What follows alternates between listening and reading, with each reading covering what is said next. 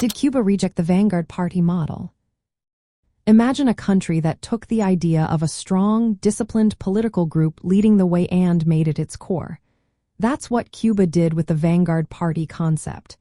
But did Cuba really reject this model? Not exactly. Instead, Cuba adapted and used it in its own way. The Vanguard Party comes from Leninist ideas.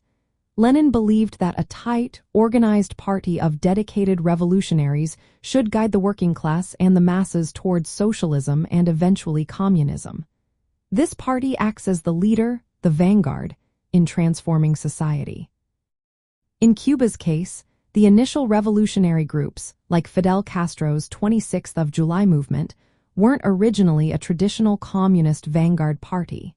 They were more like a broad coalition fighting against dictatorship. But after they succeeded in overthrowing the government, Cuba moved to create a single, unified political organization. By the early 1960s, Cuba formed the United Party of the Cuban Socialist Revolution, which later became the Communist Party of Cuba. This move reflected the Leninist idea of a disciplined, centralized party leading the country's socialist development. Cuba didn't reject the Vanguard Party, it embraced and shaped it to fit its needs. Fidel Castro's leadership also rejected the idea of a two-stage revolution. Instead of waiting to develop a bourgeois democracy first, Cuba aimed to build socialism directly.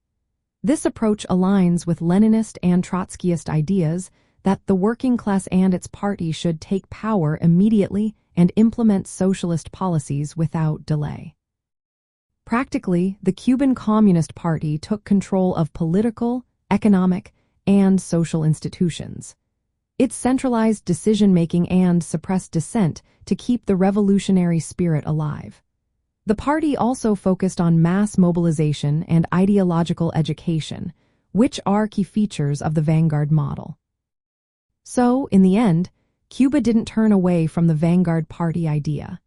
It took the core principles and molded them into a system that suited its historical and social context. Cuba kept the party as the leading force in its revolution and governance, showing a clear adaptation rather than rejection of the Vanguard Party model.